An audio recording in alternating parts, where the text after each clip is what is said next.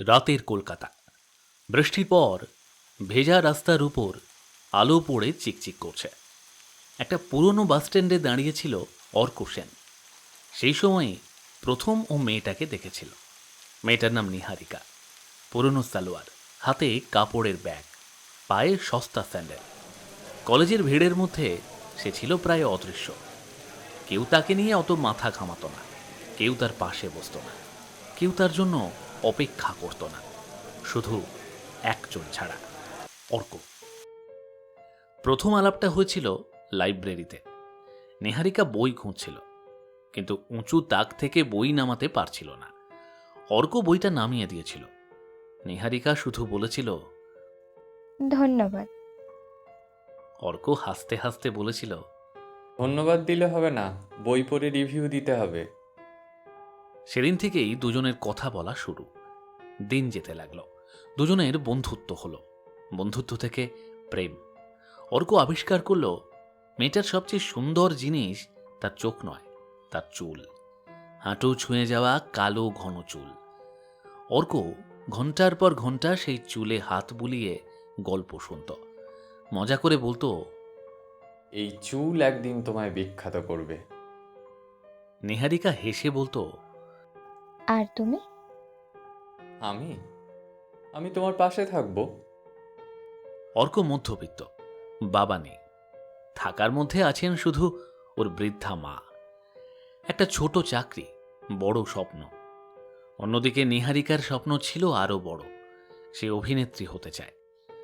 অর্ক নিজের সবটুকু দিয়ে তাকে সাহায্য করতে লাগলো। কোচিংয়ের টাকা বাঁচালো, নিজের শখ ছাড়ল, বন্ধুদের সাথে ঘোরা কমালো, নিহারিকার পোর্টফোলিও বানালো, অডিশনে নিয়ে গেল। ঘন্টার পর ঘন্টা স্টুডিওর বাইরে দাঁড়িয়ে থাকলো। একদিন ভাগ্য বদলে গেল। একটা বিজ্ঞাপন, তারপর সিরিয়াল, তারপর সিনেমা, তারপর পুরো দেশ চিনল নিহারিকাকে। আর সেদিন থেকেই ধীরে ধীরে হারিয়ে যেতে লাগলো অর্ক। প্রথমে ফোন করা কমালো, তারপর মেসেজ, তারপর দেখা, আর তারপর গুরুত্ব। একদিন স্টুডিওর বাইরে অর্ক দাঁড়িয়েছিল। নিহারিকা বেরোল, চোখে সানগ্লাস, ডিজাইনার পোশাক, চারপাশে বডিগার্ড। অর্ক হাসল। নিহারিকা। নিহারিকা একবার তাকালো, তারপর মুখ ঘুরিয়ে চলে গেল, যেন কখনো চিনতই না। সেই রাতেই অর্ক প্রথম কাঁদল। তারপর অনেক রাত কেটে গেছে, অনেক বছর। একদিন সাহস করে অর্ক বিয়ের কথা তুলেছিল। নিহারিকা হেসে বলেছিল, উম, তুমি বুঝতে পারছো না অর্ক? কি? এই যে আমার মতো একজন সেলিব্রিটি তোমার মতো একজন সাধারণ মানুষকে বিয়ে করতে পারে না। সেদিন কিছু একটা ভেঙে গিয়েছিল। শব্দ হয়নি, কিন্তু ভেঙেছিল। তারপর বিপর্যয় নেমে এলো অর্কর জীবনে। চাকরি গেল, ঋণ বাড়ল, ফ্ল্যাট ব্যাংক নিয়ে নিল। লোকজন ওকে নিয়ে হাসাহাসি শুরু করলো, বন্ধুরা দূরে সরে গেল। আর একদিন তার মাও চলে গেলেন। বৃদ্ধা মানুষটা শেষ রাতে শুধু বলেছিলেন, দেখিস বাবা, একদিন সব ঠিক হয়ে যাবে। কিন্তু না, কিছুই ঠিক হয়নি। বছর দুয়েক পর দেশ কাঁপিয়ে একটা ঘোষণা, সুপারস্টার নিহারিকার সঙ্গে গোপন ব্লাইন্ড ডেট। যে ভক্ত তাকে সবচেয়ে ভালো চিনবে সে পাবে সুযোগ। লক্ষ লক্ষ অংশগ্রহণকারী, একজন বিজয়ী, অর্ক সেন। গোপন location, live audience, live stream. 2 ঘন্টা দরজা খোলা যাবে না। নিহারিকা ঢুকেই সামনের দৃশ্য দেখে জমে গেল। সামনে বসে অর্ক। প্রথমে রাগ, তারপর অস্বস্তি, তারপর ভয়।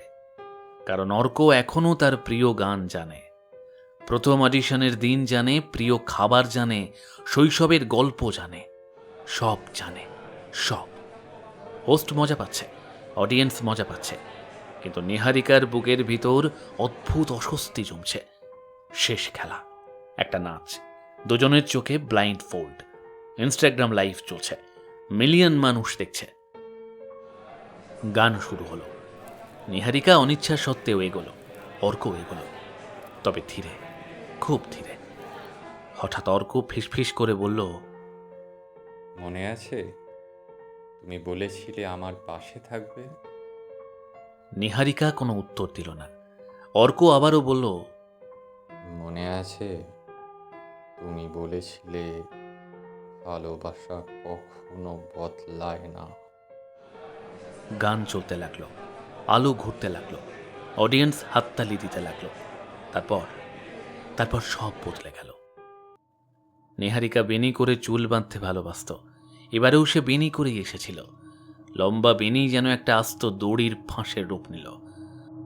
অর্ক কখন নিহারিকার চুলটা আস্তে আস্তে তার গলায় জড়ালো, নিহারিকা টেরও পেল না। তারপর পেছন থেকে নাচতে নাচতে কোমরটা জড়িয়ে চেপে ধরে বসল। নিহারিকা তরপাতে লাগলো। ব্লাইন্ড ফোল্ডের ভেতর তার চোখ বেরিয়ে যাচ্ছে। কেউ সেটা বুঝতে পারল না। অডিয়েন্স ভেবেছিল এটা শো এর অংশ। তারপর নিহারিকা হাত ছেড়ে দিল। শরীরটা অর্কর গায়ে পড়ে গেল, যেন হিরো হিরোইন রোম্যান্স করছে।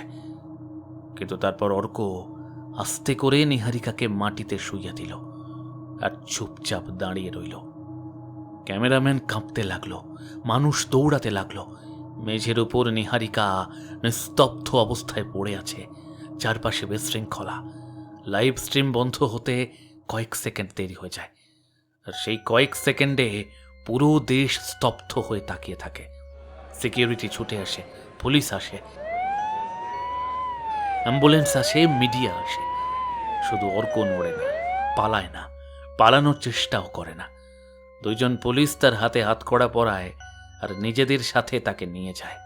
চারপাশে সাংবাদিক, ক্যামেরার ফ্ল্যাশ, চিৎকার। কেন করলেন? কিসের প্রতিশোধ নিলেন? আপনি কি তাকে ঘৃণা করতেন? অর্ক থামল, একবার পিছনে তাকালো, স্টেজের দিকে, তার অতীতের দিকে, তার হারিয়ে যাওয়া জীবনের দিকে। তারপর হেসে উঠল, প্রথমে আস্তে, তারপর জোরে, তারপর পাগলের মতো হেসে উঠল।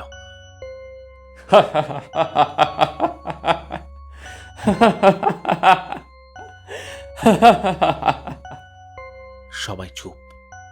অর্ক বলল, লাভ লাভ বলে কিচ্ছু নেই। পুলিশের গাড়ির দরজা বন্ধ হয়ে গেল, সাইরেন বেজে উঠল। পরের দিন সমস্ত খবরের কাগজের প্রথম পাতায় একই ছবি, একজন মৃত সুপারস্টার, একজন ভেঙে পড়া মানুষ, আর একটি শিরোনাম, ভালোবাসা, বিশ্বাসঘাতকতা এবং এক অন্ধকার ব্লাইন্ড ডেটের শেষ অধ্যায়।